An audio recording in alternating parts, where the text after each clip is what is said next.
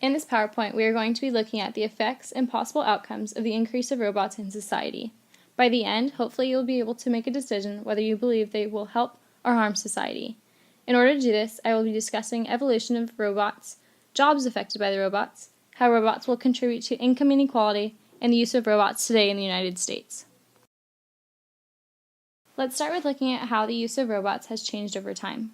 Initially, robots were considered to be dependent machines because they needed the help of someone to function properly. This meant that their purpose was to help a worker be more productive. For example, a grain leg, as shown below, was used to move masses of grain in order to help the workers move the product more efficiently. However, as technology improved, robots improved as well, to the point where they became semi-automatic, meaning that the robot took on the burden of doing most of the work, but still needed to be set in motion and assisted by a worker to function. The current stage of robots used today is automatic. These are the robots that are threatening jobs because they are capable of functioning on their own and can complete tasks more efficiently than a human.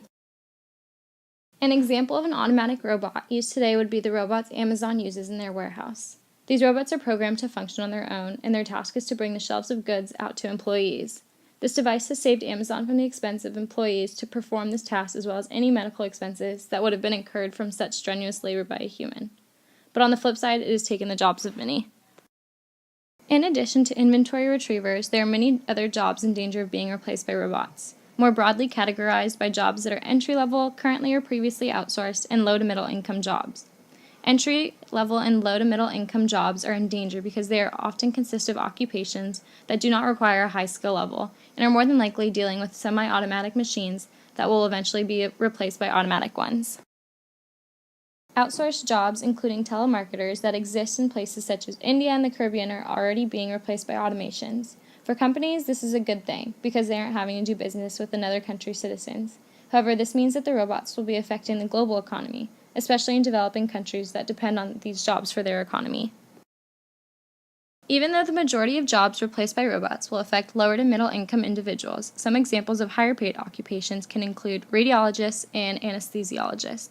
On the left is a machine used by Johnson & Johnson to sedate patients without an anesthesiologist present, and on the right is what a computer-aided diagnosis looks like. This software detects 10 times more possible tumors and cancer spots than radiologists. Even if robots aren't seen as a substitute for human labor, capital used to invest in robots will decrease the amount of jobs created by normal capital investment, meaning that companies will begin to invest in robots to increase profits rather than more machinery or buildings like they previously did. This takes away any jobs that would have been created in the investment of the construction of a new building. I know this sounds like all jobs are at risk, but don't worry, there are plenty of jobs that are considered safe. Safe jobs include anything that requires a human touch. Robots may be labor replacements, but they aren't human replacements. Robots can't possess certain characteristics that humans do, such as empathy or creativity, and for this reason, jobs such as caregivers or therapists will have job security during the rise of robots. During the initial phase of deeming jobs replaceable or non-replaceable, there will be a rise in income inequality.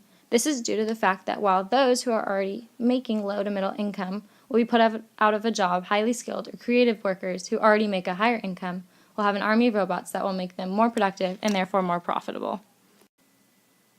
Take, for example, a designer that has a warehouse full of robots that assembles clothing faster and cheaper than the average worker.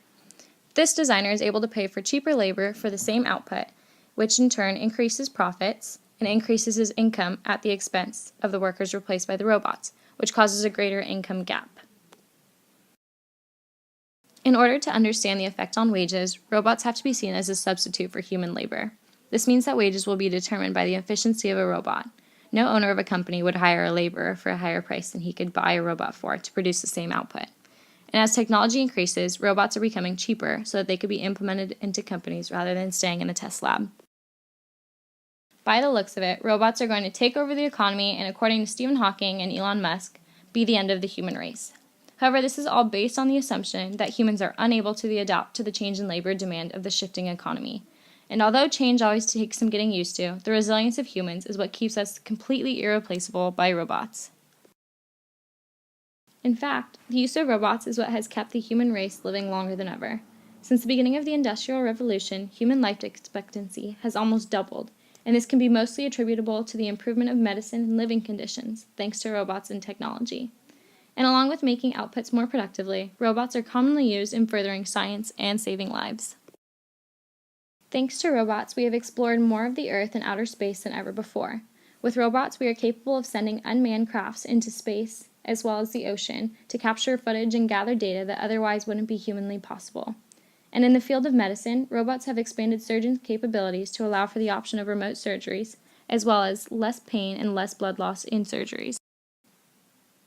In the field of medicine, the Da Vinci surgical system allows a surgeon to be sitting in front of a 3D HD screen view of the patient while the movement of his hands are translated to the next machine, but in smaller, more precise movements in the patient's body.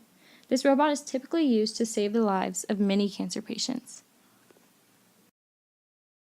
Robots have also contributed to saving lives in various dangerous situations.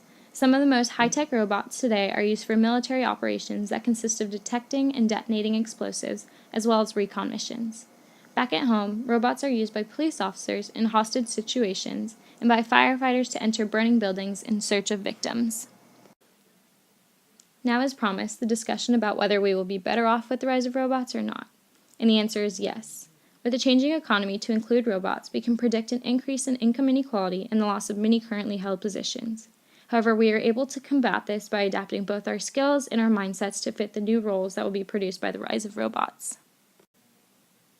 In addition to the help that robots have played in keeping our society safe and constantly improving, a rise in the use of robots will also bring many more positions that do not currently exist, such as a need for people to produce and program these robots, as well as people to supervise and manage a warehouse full of them.